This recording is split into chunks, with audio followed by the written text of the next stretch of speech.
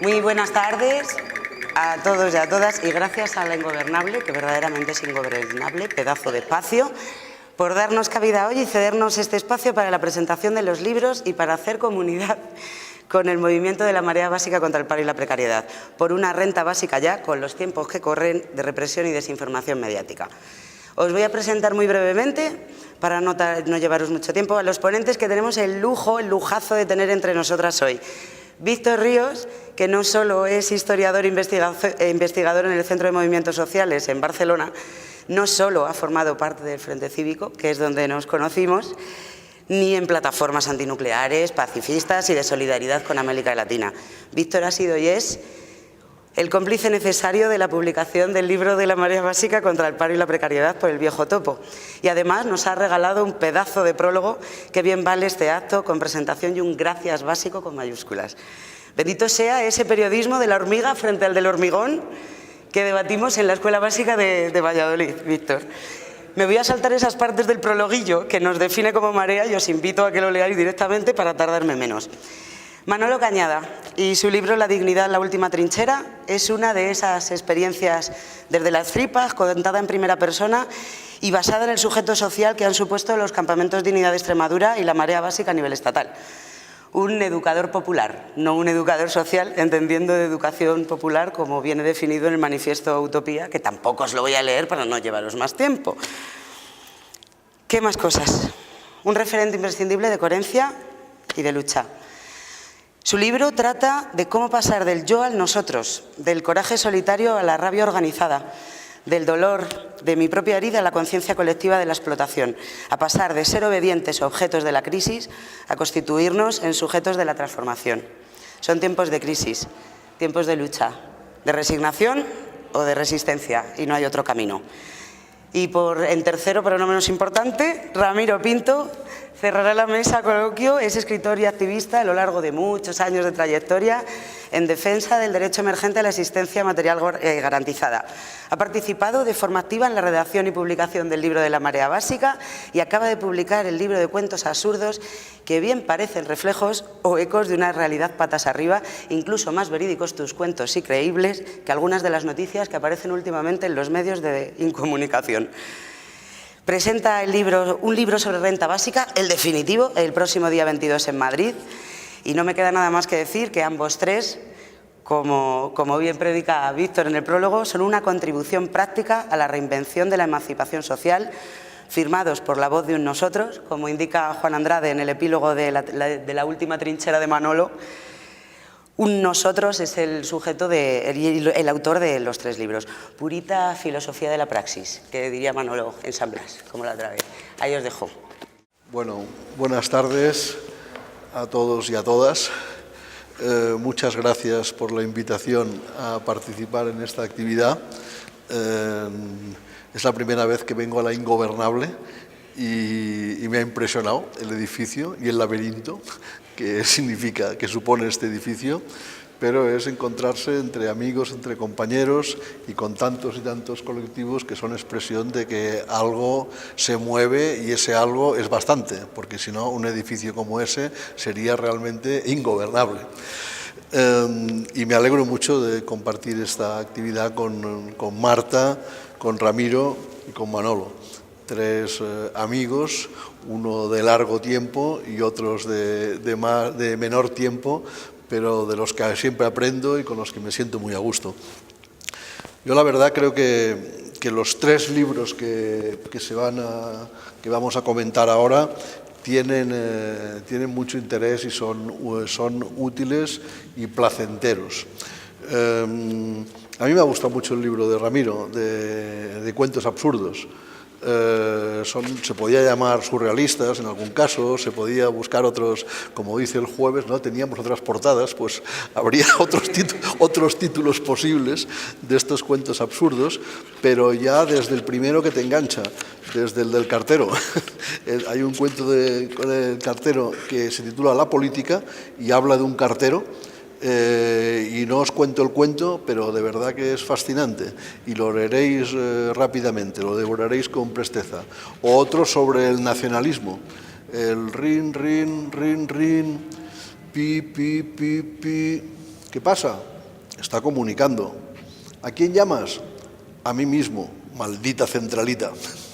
Esto es humor del bueno. Si breve, 2 veces bueno. Y como este, otros tantos, ¿no? ¿Qué decir de Manolo Cañada? La dignidad, última trinchera. Es un libro que tiene dos padrinos notables y entrañables. Uno es un tal Julio Anguita, que es el prologuista del libro, una persona que seguramente, si algún calificativo le va bien, es el de dignidad.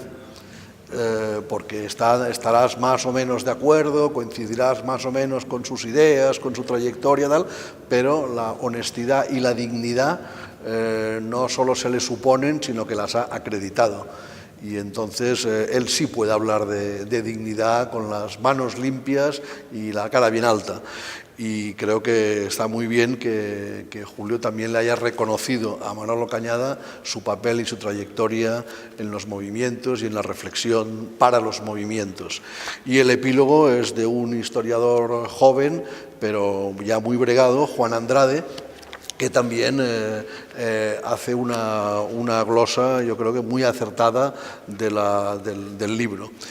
Pero digamos que esas buenas compañías son solo es flanquear un libro que tiene una introducción brillante, francamente brillante, ahora que Manolo no me oye, Pequeños ojos de agua, que es una trayectoria desde el 2002 al 2017, en que él plantea claramente la encrucijada en que nos encontramos en este país que llamamos España, la encrucijada ineludible de restauración o ruptura, y cómo ha evolucionado esa encrucijada, restauración o ruptura, desde el 78, desde la salida del franquismo, y cuáles son los mojones, los momentos, los episodios que podemos ver tienen relevancia histórica en eso, desde la transición, el 15M, las marchas por la dignidad y el desembocar en esta oleada que es la marea básica y los movimientos por la emancipación en torno a la renta básica.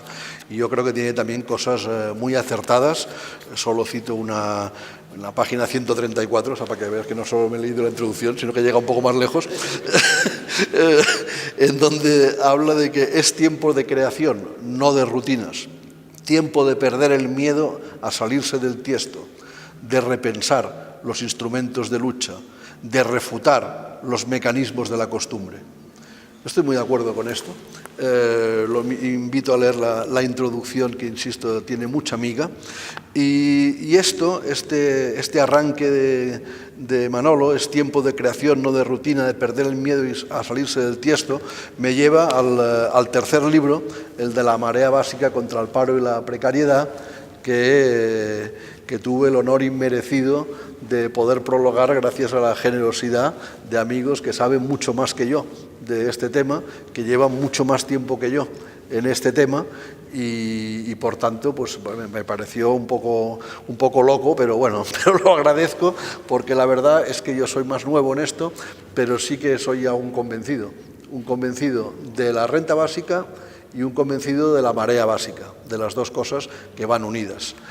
De la renta básica porque, como dice Manolo aquí, en estos tiempos de cambio de época, porque para mí estamos en un cambio de época, es lo que decía Rafael Correa hablando de América Latina, no es una época de cambios, sino un cambio de época, algo mucho más potente.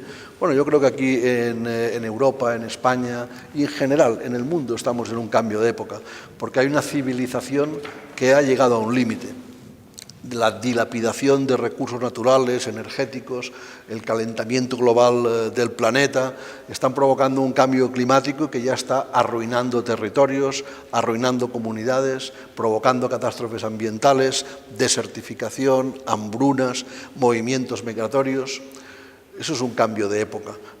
Hasta dónde se ha llegado en el desastre de una economía regida por unos principios, unos valores y unos intereses que han abocado a la insostenibilidad del planeta y a la injusticia y a la desigualdad social mayor que hemos visto. Es un modelo económico agotado y fracasado, el que domina todavía hoy en el mundo, que lleva a tasas muy elevadas de desempleo, de precarización, que ya no es coyuntural, es estructural, que ya van con ese modelo de las relaciones laborales, de sobreexplotación de unos en el trabajo y de exclusión social de otros. Una civilización enferma, una civilización generadora de inseguridad, de miedos, de ansiedad, de depresión, que lleva como consecuencia al resurgimiento de repliegues identitarios, de fanatismos religiosos, de guerras tribales. Estamos en un límite. Y ante eso yo creo que hay una obsolescencia de viejas creencias, de viejos paradigmas, de viejas formas de pensar. Y eso obliga a revisar y renovar también la forma de pensar las alternativas y de pensar los sujetos de una alternativa civilizatoria posible, necesaria y urgente. Y en esa encrucijada civilizatoria yo creo que antes la vieja política hablaba, o sigue hablando, vamos, de objetivos a corto, medio, largo plazo, y los programas eran a corto plazo lo mínimo, a medio plazo pues más o menos, y a largo plazo, largo me lo fiáis, entonces hay un horizonte en que cabía de todo porque el papel lo aguanta todo. Yo creo que estamos en un momento en que el largo plazo se está acortando, en que no se puede fantasear con un largo plazo para el día de San Jamás, sino que las urgencias, las demandas, las necesidades de la gente para poder sobrevivir, ya no para vivir con dignidad, sino ni siquiera para poder sobrevivir, exigen romper esa lógica de corto, medio, largo plazo y tal, y hay que plantearse objetivos y instrumentos y formas de lucha por esos objetivos.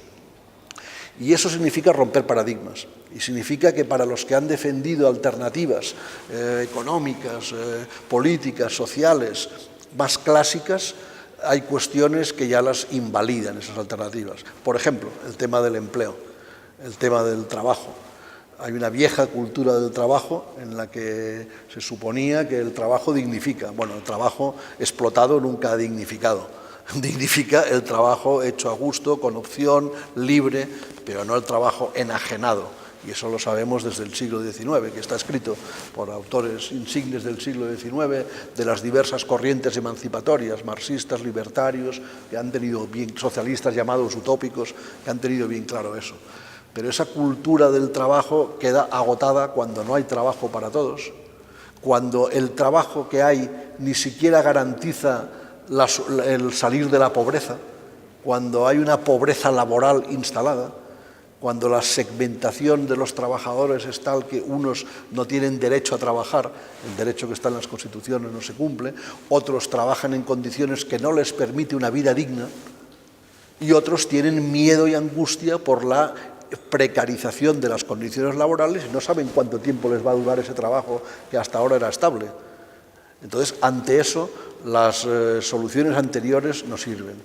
Y algunas tiritas, algunos parches que se intentan poner desde las instituciones para calmar a la gente o para se ha demostrado que no sirven.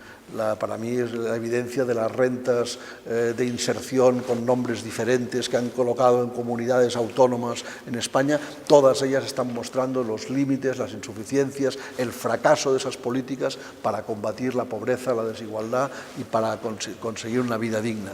Todas esas han fracasado y eso no solo lo digo yo, lo dice el Consejo Económico y Social, o sea, hay datos sobre eso. Entonces, frente a eso hay que atreverse a pensar nuevos paradigmas y uno de ellos es la renta básica. La renta básica no es que sea un invento nuevo. En el prólogo explico muy brevemente algo que Ramiro ha explicado hace 30 años o más y que otros han explicado ya hace tiempo, ¿no? La renta básica es una idea que lleva tiempo. Ahora, yo creo que hay tres factores ahora que hacen que la renta básica esté de actualidad y pueda tener más fuerza. Uno, la situación, o sea, la evidencia de los datos de desempleo, de pobreza laboral, de inseguridad, en fin, todos esos datos que hay, muchos trabajos que podíamos citar, que evidencian que eso es una urgencia plantear una alternativa, que la alternativa no está solo en el reparto del trabajo, que la alternativa no es un hipotético trabajo garantizado que es difícil garantizar con las actuales instituciones. La alternativa es para mí, considerar un derecho, la necesidad, la urgencia de plantear un derecho fundamental nuevo. Durante tiempo, el derecho al sufragio universal era un derecho cuestionado. Solo votaban los que tenían propiedades y era un sufragio censitario, hasta que se conquistó el sufragio universal para todos. La sanidad pública era algo cuestionado y fue una conquista. La educación pública también. Son derechos sociales que uno derecho político, otros derechos sociales que se han conquistado en el tiempo y que ahora se consideran derechos fundamentales. Amenazados, pero derechos fundamentales. Yo creo que el derecho a una vida digna es un derecho fundamental. Y si se plantea de esta manera, y si se plantea que con el derecho al trabajo no basta, no hay suficiente, entonces hay que plantear el derecho a una renta básica incondicional, universal, que dé las garantías de estar por encima del umbral de la pobreza. Desde el umbral de la pobreza. Nadie puede vivir por debajo del umbral de la pobreza. Y ante eso decaen los PIRMIs y las rentas estas de inserción y tal, y decaen algunas propuestas para mí vergonzantes o vergonzosas, pues de sindicatos que se les ocurre proponer dádivas de 400 euros como paliativos de la pobreza y no como un derecho universal de llegar a un nivel mínimo que la Carta Social Europea ya defiende. Entonces, es urgente, primer asunto. Segundo asunto, segunda novedad, es algo que está consiguiendo mayores apoyos sociales de los que había hace unos años solo y de los conocidos, porque eso se tapa. En las encuestas del CIS, en muchas encuestas, no se pregunta a la gente sobre la renta básica, sobre tal. Es el único dato que voy a citar. En Cataluña se hizo una encuesta hace 2 años en la que la pregunta era redonda, era muy clara y la respuesta seguramente es sorprendente hasta tal punto que ya no han vuelto a preguntar, sobre la disposición de las personas a aceptar una renta básica. En julio del 2015, una de los estudios de opinión serios y con una muestra amplia en Cataluña de 1.600 personas, se preguntó: la renta básica es un ingreso de 650 euros mensuales, eso era hace 2 años, vinculado al umbral de la pobreza, que recibiría toda la población como derecho de ciudadanía, que sería financiada mediante una reforma fiscal que supondría una redistribución de la renta del 20% de las personas más ricas al resto de la población. ¿Estaría usted más bien de acuerdo o más bien en desacuerdo de que se implantase eso en nuestro país?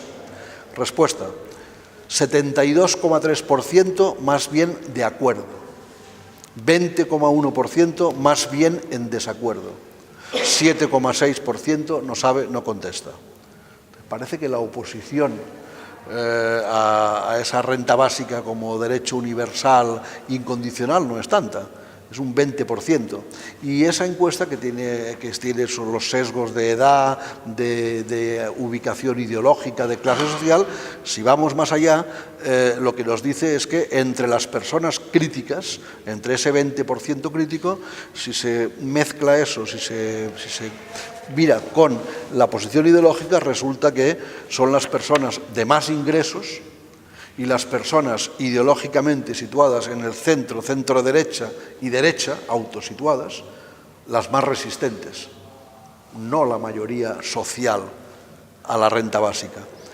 Cuando se les pregunta algo que ha sido también un mantra, pero bueno, es que con la renta básica universal, si se da esa garantía que no es un subsidio, es un derecho fundamental, si se da eso, mucha gente dejaría de trabajar. Bueno, de las personas que disponían trabajo remunerado, un 2,9% decían que dejarían de trabajar, que ya les iba bien con los 650 euros, un 2,9%.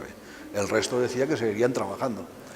Y de las personas que estaban en paro, solo el 2,2% dejaría de buscar empleo. Es decir, es que ahora ya, si tienes renta básica, pues a ver quién va a... No. Esos datos se esconden. Hay un cambio en la opinión, porque la urgencia es tal, la necesidad es tan clara y el fracaso de las políticas públicas convencionales de unos y otros gobiernos, del signo que sea, en España y en la Unión Europea, es tan evidente ese fracaso, que mucha gente dice, no, hay que ir más allá. Resulta que parte del sentido común de la población está cambiando y cambia más rápido que las instituciones políticas y sindicales, que aún no se enteran de estos cambios ni son consecuentes con ellos. Eso es el segundo elemento para mí.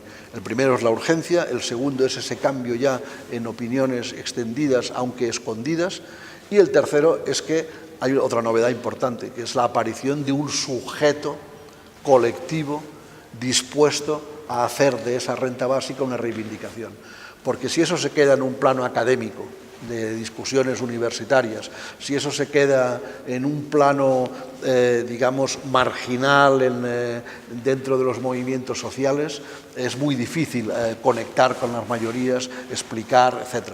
Ha de haber un sujeto colectivo que empiece a tener cuerpo, amplitud, pluralidad de sus componentes, mujeres y hombres dispuestos a defender, a explicar por qué la renta básica es éticamente justa, por qué es económicamente viable, por qué es socialmente necesaria.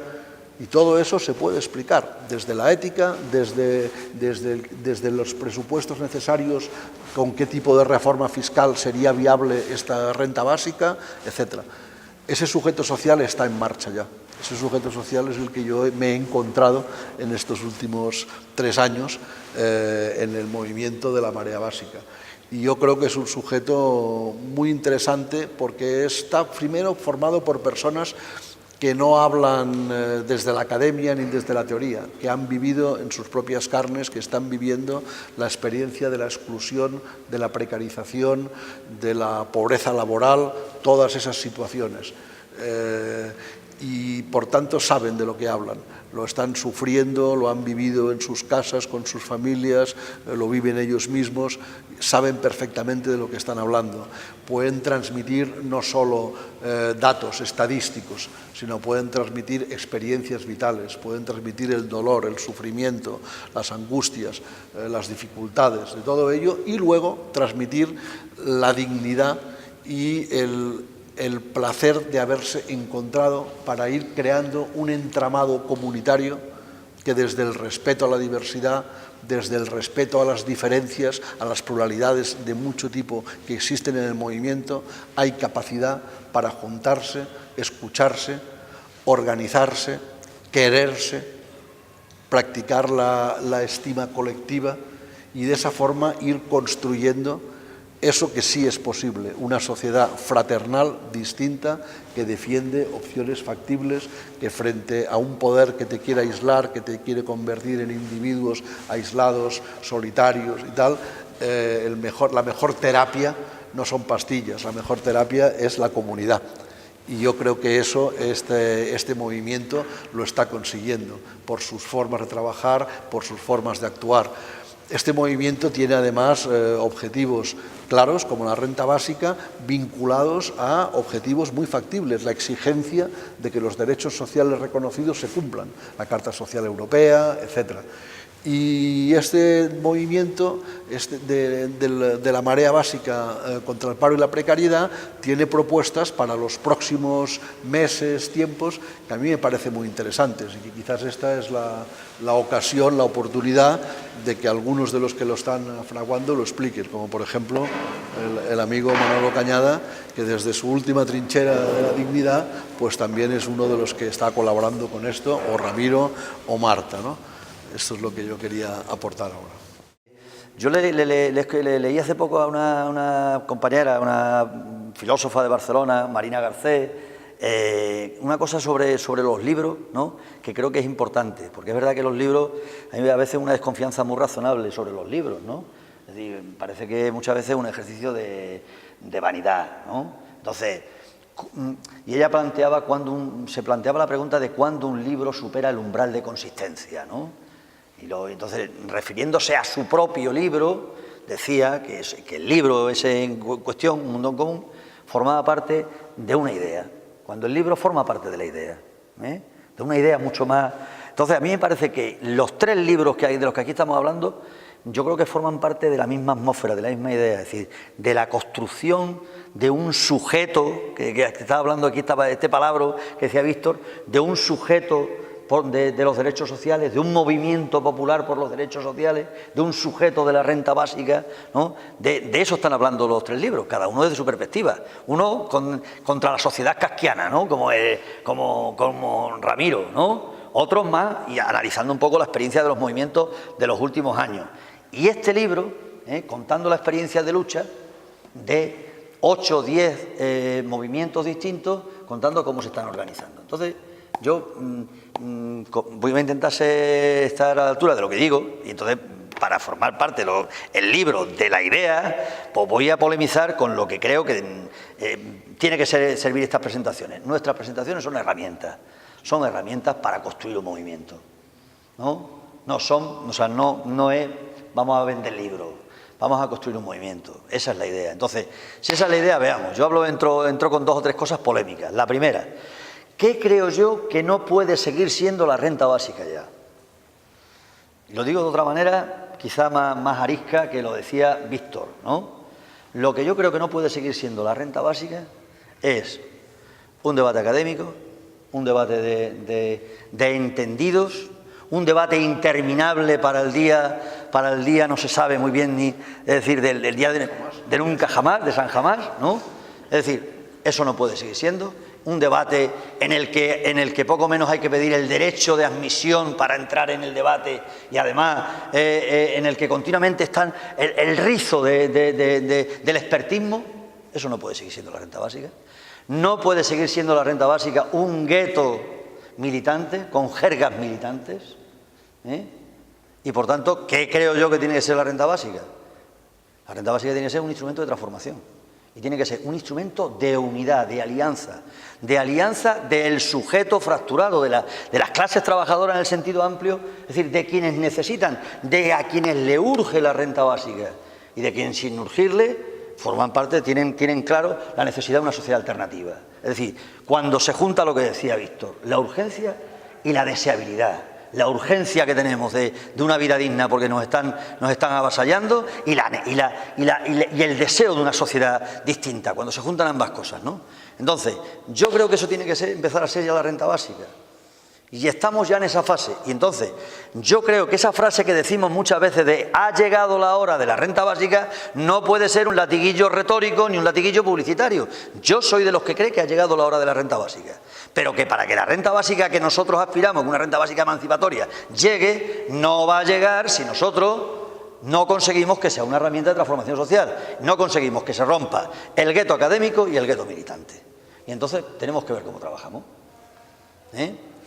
Yo creo, lo planteábamos ayer en Valladolid, pero por plantearlo aquí, que estamos en un foro en el que todos estamos comprometidos, todos y todas creo más o menos con lo que es el debate de la renta básica. Yo creo que hay 3 bloqueos posibles y tres potencialidades posibles al mismo tiempo, ¿no? De la renta básica.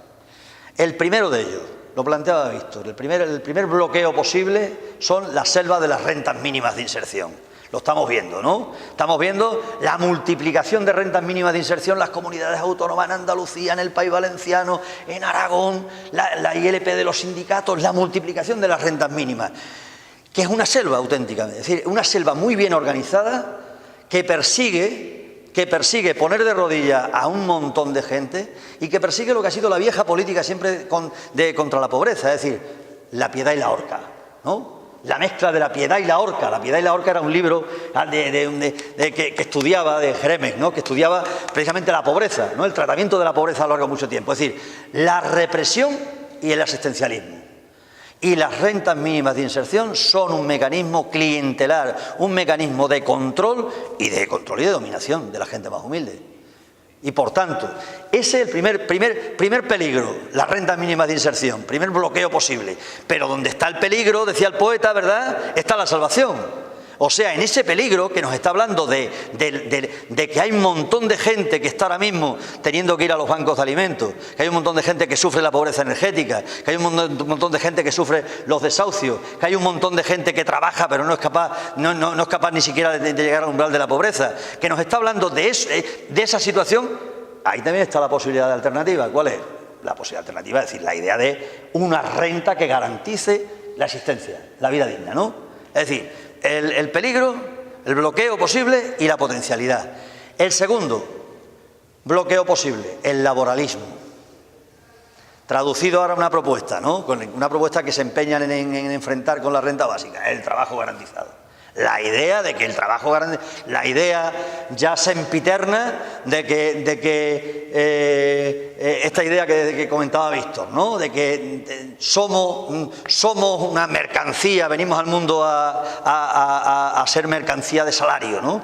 A ser carne de salario. Y que sigue empapando nuestra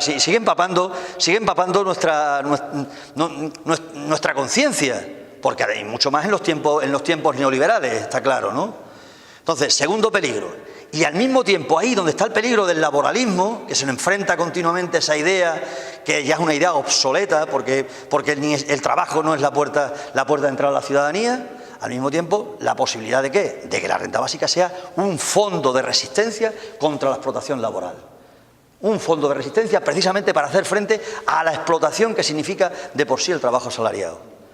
Tercer peligro y tercera potencialidad. Tercer peligro, el universalismo abstracto.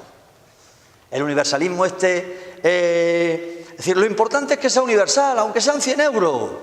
Aunque sean 100 euros, ahora están barajando algunos de los padres de la renta básica, están hablando de crear el eurodividendo de 100 euros. Claro, gente que cobra 3 o 4 mil euros al mes todos los meses, porque si ellos tuvieran que vivir un añito nada más con 100 euros, pues a lo mejor se le quitaban las tonterías de la cabeza, ¿verdad? Entonces, tercer peligro, el universalismo abstracto. El universalismo abstracto. Y tercera potencialidad, que nos está hablando también de eso mismo nos está hablando de ¿qué? De que la renta básica puede ser una semilla emancipatoria, que es la semilla, es una propuesta de transformación hacia otro tipo de sociedad. Por tanto, hay esas tres ideas, esos tres bloqueos y esas tres potencialidades. Yo creo que ahí estamos trabajando, en esa intersección. Ahora está la pelea ahí. Y por tanto, ¿eso de qué va a depender? Va a depender de que seamos capaces de poner en marcha un movimiento popular que implante la renta básica, que obligue a la implantación de la renta básica y que además nos permita discutir de cosas que le preocupan a la gente, ¿verdad? Porque claro, es lo que hemos estado hablando, de la precariedad que se ha convertido en la segunda piel del trabajo, ¿verdad? En la condición natural del trabajo, y no solo del trabajo, sino de nuestras vidas, ¿no? De todo esto que decíamos, del nuevo sentido común que es el hombre y la mujer neoliberales, ¿sí? O sea, de toda esa idea, todo lo que estaba hablando antes Víctor, ¿no? De cómo la competencia, cómo esa necesidad de ser empresarios de nosotros mismos, cómo la competencia se ha trasladado, ¿no? La trasladamos a todos los terrenos de la vida, ¿no? Entonces, bueno, esa idea, la necesidad de un sujeto en el que tenemos que conseguir que participen gente que podríamos vincular más a lo que es la pobreza, gente que podríamos vincular más a lo que es el paro y gente que podríamos vincular más a lo que es la precariedad, aunque son tres vasos comunicantes, obviamente. Y hay gente que está en las tres situaciones y hay gente que podríamos seguramente caracterizar con solo una de ellas. Pero que tenemos que conseguir que haya un equilibrio, porque son los sujetos a los que más le urge y necesitan ahora mismo la renta básica. La gente que está, digamos, lo que llamaríamos la pobreza o la exclusión social, la gente que está en el paro y la gente, ¿no?, que sufre la precariedad. Entonces, ahí es donde tenemos que construir, y para eso puede ser un instrumento de alianza, la renta básica. Y entonces, lo que digo es que nosotros tenemos que ponerlo en pie, y se puede. Ahora estamos hablando, el movimiento de la marea básica, de hacer una marcha en marzo, una marcha de 15 días, que saldría la primera columna que ya hay comprometida desde León y llegaría el 24 de marzo a Madrid. Yo estoy convencido que si de aquí a esa fecha nos lo curramos un montón, aquí va a ser la primera movilización de masa, se decía antes, ¿no? La primera movilización grande que va a haber por la renta básica. Aquí, y me atrevo a decir que en muchos más países. Pero para eso no lo tenemos que creer. Para eso no lo tenemos que currar. Para eso no podemos seguir con la rutina académico-militante. Para eso tenemos que trabajarlo de otra manera. Para eso tenemos que derribar las paredes activistas. Y para eso tenemos que, buscar de qué manera lo trabajamos. Y termino con esto. Yo estoy convencido que, como pasa con los ríos, ¿no? Los ríos muchas veces dicen, coño, está seco. está seco, ¿no? Aquí ha habido 6 años que ha habido un terremoto, un río enorme, que fue todo el terremoto del 15M, hasta todo eso, ¿no? Las mareas, la paz, los campamentos, las marchas, todo eso. Y luego parece que ha desaparecido y ha llegado después, no solo ya, ha llegado la sequía, una sequía enorme, ¿no? Además, una sequía con banderas, ¿sí? Dices, hostias, no solo que hay sequía, sino que encima sequía con banderas, ¿no? Y con banderas que lo que hacen es inutilizar más nuestra capacidad de lucha. Bueno, pues yo digo lo siguiente. Yo estoy convencido que le pasa como a los ríos, que hay unas capas freáticas del copón. O sea, que hay unas posibilidades de transformación social del copón, que aunque no se ven, están ahí. Y que tenemos que ser nosotros los que generemos cauce para que todo eso vuelva a aflorar. Y vuelva a aflorar no por la manipulación de los sentimientos de las banderas, sino que vuelva a aflorar por donde tiene que aflorar, que es por la reivindicación del derecho a una vida digna, de los derechos sociales. Y eso va a depender de nosotros y nosotras. Entonces, yo luego lo hablamos, si os parece, pero yo creo que tenemos que conseguir también empezar a generar todo ese debate y hacer cómplice a mucha gente, porque nosotros no queremos llevar el santo y seña de la MB Marea Básica, ¿no? Vamos a organizarlo de la manera más abierta, más plural, pero vamos a pegarle un paso, porque yo creo que si lo hacemos vamos a comprobar que efectivamente ha llegado la hora de la renta básica, y no de la renta básica de Davos, sino de la renta básica de las plazas y de la renta básica de la gente común. Bueno, yo quiero manifestar la emoción que me produce tener una percepción muy parecida a la de Juan Ramón Jiménez cuando hacía sus recitales ante la inmensa minoría. Pero también es cierto que en el cuento del traje y el rey, un niño, una minoría entre las mayorías, señaló con el dedo y dijo: si no lleva traje, el rey está desnudo. Entonces todos se dieron cuenta. Por eso, si hoy fuéramos una inmensa mayoría, estaríamos en la Bastilla y no estaríamos aquí, pero bueno, es el camino. Dicen que la lluvia empieza por una gota y entonces vamos gotita a gota hasta que empiece la lluvia. Y yo, señalando a ese traje del rey, a mí sí me gustaría decir una cosa que me parece importante, y es que el ruido no se come. Y hoy vivimos en una sociedad con mucho ruido y pocas nueces. Y es lo que precisamente tenemos que empezar a sembrar y tenemos que empezar a quitar la cáscara y a ofrecer, que son las nueces. Porque el ruido, repito, no se come. Y eso ha de decir que en esta sociedad se pasa hambre, que en esta sociedad hay pobreza, hay necesidad. Y algo tan obvio, todavía tenemos que juntarnos para decirlo, para remarcarlo y para que se haga caso. A mí me hace mucha gracia que descubrimos estos días que hay presos políticos. Y quien roba porque no ha tenido otra opción que para dar de comer a sus hijos o para comer él que robar, eso no es un preso político de las políticas económicas. Es que la gente a la que desahucian no son, cuando protestan y les llevan a la cárcel, no son presos políticos. Es que cuando a alguien, por no tener trabajo, le están quitando la custodia de sus hijos y acaban locos, o acaban en la droga, o acaban en la marginación o en la exclusión, y de rebote acaban en prisión, ¿no son presos políticos? Ahora también estamos descubriendo, por fin, que existe la represión. Pero es que la pobreza no es represión. Es que no se está generando terror a la clase trabajadora, utilizando a los parados y a las paradas como espada de Damocles. Y parece que lo descubrimos ahora cuando la JED, quienes ganan más de 9.000 euros, acaban yendo a la cárcel, acaban yendo a una situación en la que dos sinsentidos se acaban enfrentando. Y entonces esa es una de las situaciones que retomo en el tema de los cuentos absurdos, que a veces contar la realidad, lo que decía Proust de espejear, convertir en un espejo qué es lo que realmente está sucediendo para ver que no tiene sentido. Porque el gran problema del sinsentido es que se quiere normalizar. Uno, es que ese sinsentido se traslada a la economía y el resultado es la corrupción. pero no la corrupción de los que roban, es la economía de la corrupción. Una corrupción que se legaliza con medidas económicas, que es dar dinero a las empresas, a los beneficios. Una corrupción que ya se, digamos, legitima aprobando esa santa Constitución que resulta que es inamovible, que hay que cambiarla, y se cambió por la puerta de atrás un 23 de agosto del 2011 para legitimar que el dinero público, que el dinero de todas y todos los ciudadanos vaya a parar a las grandes transacciones, esté al servicio de la deuda, que ha sido una deuda ocasionada porque a las grandes multinacionales, a las grandes transaccionales, a las grandes empresas, les han dado nuestro dinero, el de todas y el de todos. Pues eso se legaliza.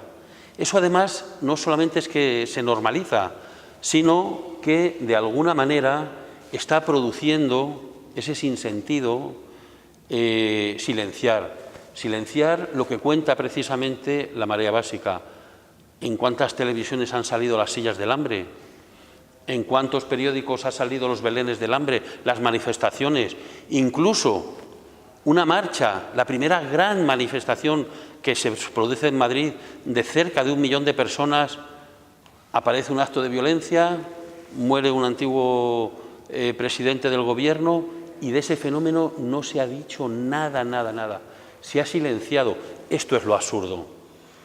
Pero es lo absurdo que adquiere sentido, y es a una sociedad donde nos están llevando, donde de alguna manera nos inmovilizan para luchar, porque la razón, porque la lucha llega a un momento en el que no vale nada, porque nos están haciendo tragar con estos ruidos que de alguna manera nos están censurando.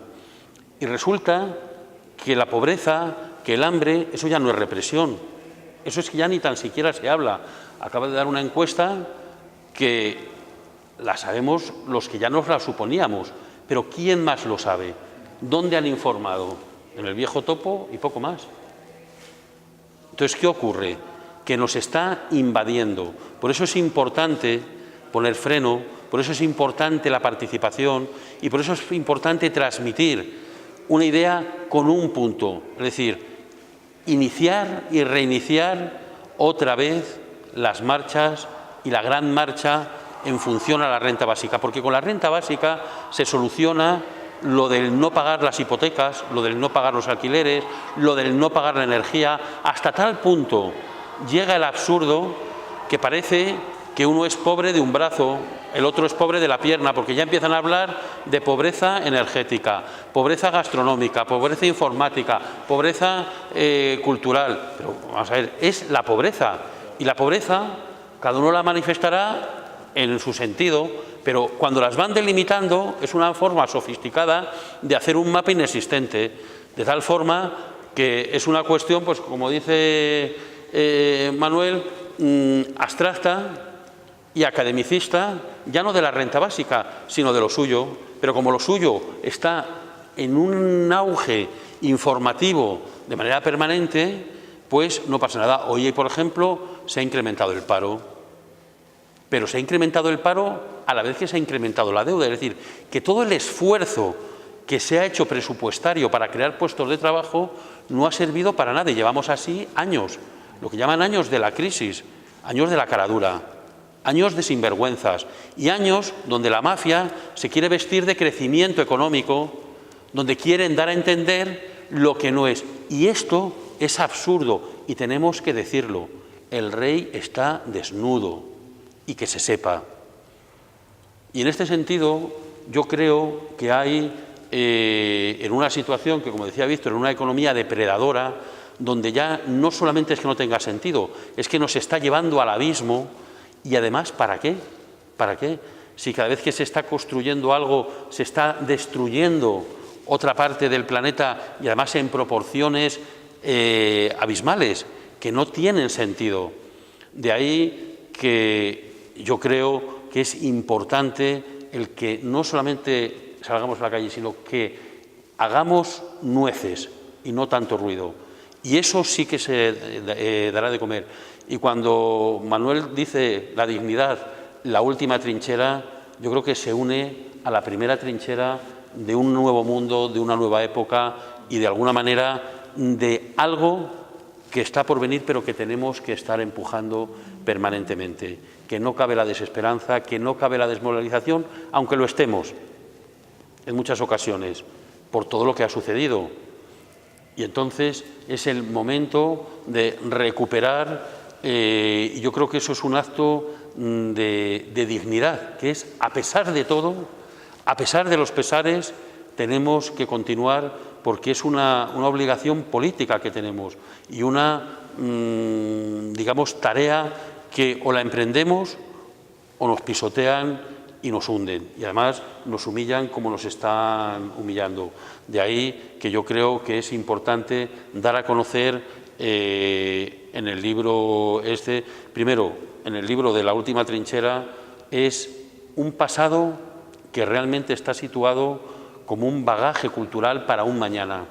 Yo creo que es un libro que habría que leer mañana y pasado mañana y contar, como hace La Marea Básica, no qué es lo que piensan los grupos, no es lo que discuten, que incluso hay un debate dentro de varios grupos con estrategias, con esto diferente, sino cuestiones concretas como la Carta Social, cuestiones concretas como todo lo que se ha hecho, que es muchísimo, y que sin embargo, repito, se ha silenciado. Y esto es el mayor sinsentido que puede haber. Por eso yo creo que antes de permitir que toda esta locura nos agreda como nos está agrediendo, yo creo que es hora de dar un paso y otro, y como se decía antes, derrota tras derrota hasta la victoria final.